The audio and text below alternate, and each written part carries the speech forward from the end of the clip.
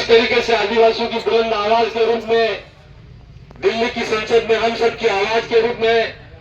वो हमारे लिए बात करते हैं, तो मैं चाहूंगा कि छोटी सरवन और ग्राम पंचायत कुटुंबी की इस धरती पर यह पहली बार स्वागत के लिए आए हैं। मैं चाहूंगा आप सब लोग इनका जोरदार तालियों के साथ में स्वागत अभिनंदन करें। आज का जो कार्यक्रम है उस कार्यक्रम में उपस्थित हमारे यहाँ के स्थानीय हेमंत जी राणा, घाटल से भाई अशोक जी पील, हमारे बांसवाड़ा जब संभाग था उसके अध्यक्ष संभाग अध्यक्ष भाई करसिंह जी मकवाना, भागत जी रावत, साथ साथ हम सबको बड़ों को, सामाजिक विंग को, पार्टी विंग को साथ में लेकर चलने वाले भाई वीरलाल जी दामा, स्थानीय सुनील जी, और मैं नाम में लेते हुए आप सब तमाम साथी, संचालक महोदय नारायण जी और सभी साथियों को आज इस अवसर पर मैं यही कहना चाहूंगा कि यह हमारा पहला कार्यक्रम है, लेकिन मैं इस मौके पर कहूंगा कि साथियों, जिस तरीके से आज तक हम 78 साल तक जब तक इस देश के अंदर लोकतंत्र आया और हम लोगों ने हमारे मत का मूल्य नहीं समझा, लेकिन ऐसा लगा कि दक्षिणी राजस्थान के अंदर 2018 के बाद में जिस तरीके से जो परिवर्तन आया है और उस परिवर्तन के रूप में आज हमारा एक स्वतंत्र आवाज के रूप में राजस्थान की विधानसभा के अंदर 4 एमएलए हैं और दिल्ली की संसद के अंदर एक स्वतंत्र आवाज के रूप में आदिवासियों के हक अधिकार के रूप में राजकुमार जी रोज को आप सबने लोगों ने भेजा। साथियों, मेरी माताओं, युवा साथियों, मैं इस अवसर पर यही कहूंगा कि समय कम है, आगे और भी जाना है, लेकिन हमारी यह शुरुआत है और इस शुरुआत के दौर के अंदर हम जैसे जैसे करके 78 साल तक अलग अलग पार्टियों के झंडे पकड़ के चले, कोई धर्म के नाम पर हमको बांटते चले आया, किसी ने किसी और मुद्दे को लेकर हमको बांटते चले आया, लेकिन इस अवसर पर यही कहना है मेरा कि इस बांसवाड़ा जिले के अंदर भी हो, चाहे मध्य प्रदेश, गुजरात और राजस्थान के अंदर हो और पूरे देश के भी अंदर कोई किसी के साथ में अत्याचार शोषण होता है,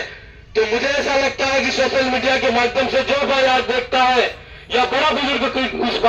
बात की जानकारी लेता है, तो उसके मन के अंदर भी ऐसी पीड़ा होती है कि मेरे समाज के साथ में ये जो हो रहा है वो गलत हो रहा है। मैं इस मौके पर आपके पास में यहाँ पर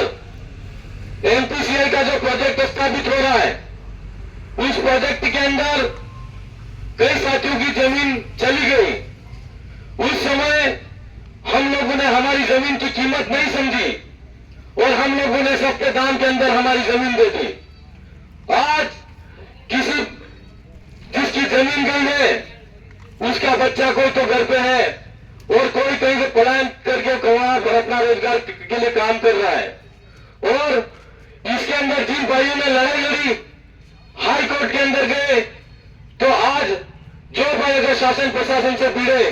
उन भाइयों को जबरन और उन माताओं को भी जबरन तरीके से शासन प्रशासन ने खदेड़ करके जेल के अंदर डाल दिया। मैं उस समय राजस्थान की विधानसभा के अंदर था और एमपीसीएल के लिए जो यहाँ के युवा साथियों ने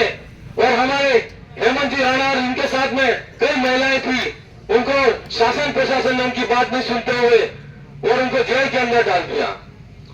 मेरा ऐसा मानना है और कहना है कि सरकारें हो या शासन प्रशासन हो, लेकिन उन्होंने आज तक इस क्षेत्र की जनता के साथ में, गरीब दलित शोषित के साथ में हमेशा अत्याचार शोषण करने का काम किया है। और हम लोगों को जैसे ही वहां पर पता लगा तो मैंने तुरंत तत्काल प्रभाव से उस बात को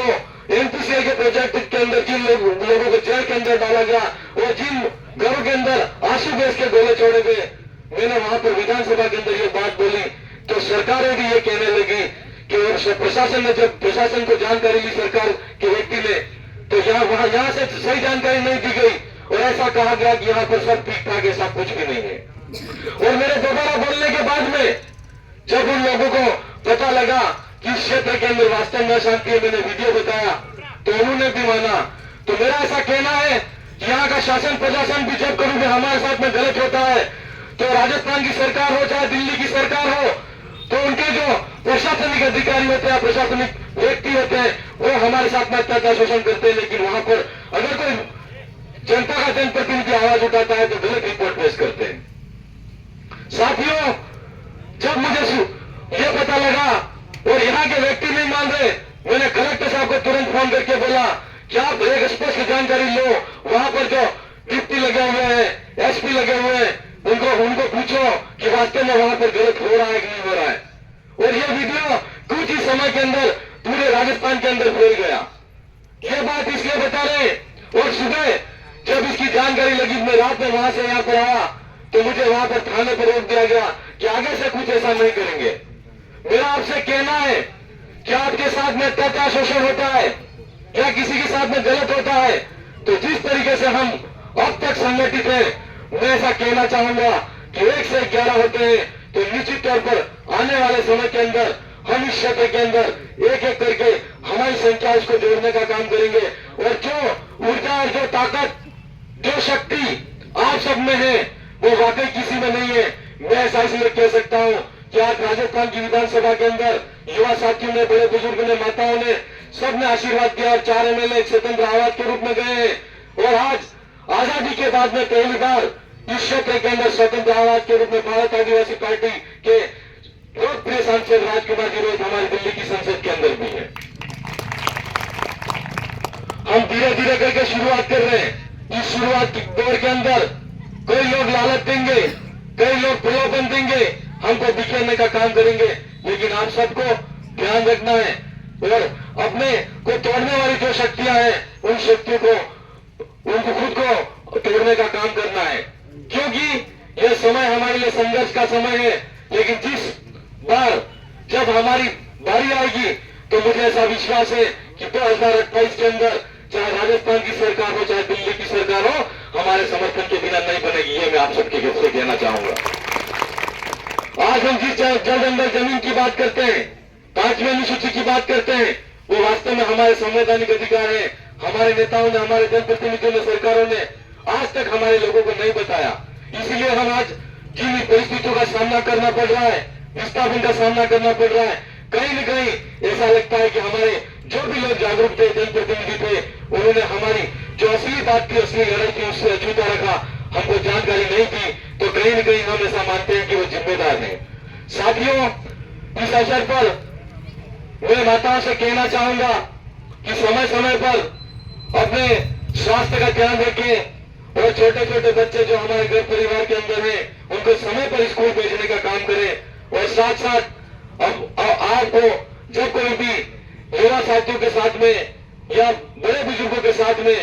अत्याचार शोषण के खिलाफ में लड़ने की जरूरत हो, तो निश्चित तौर पर मुझे छोटी सरवन के अंदर और एमपीसीएल का जो कांड हुआ, उसके अंदर ऐसा लगा कि सबसे ज्यादा अगर मैंने माला पहनाई मैं गया में, तो महिलाओं को पहनाई। और मुझे बड़ी खुशी हुई कि आज युवा साथियों के साथ में, बड़े बुजुर्गों के साथ में मेरी माता शक्ति भी हमारे हक अधिकार के लिए लड़ने के लिए आगे आ रही है। शासन, प्रशासन और पुलिस से भी नहीं डर रही है। मैं उन माताओं के लिए पहली बार आया हूं, तो मैं आप सबसे चाहूंगा कि जो जो जेल के अंदर गए थे, उन सब के लिए आप जोरदार तालियां बजा दें। साथियों, इस अवसर पर मैं यही कहूंगा कि हम सबको संगठित रहना है,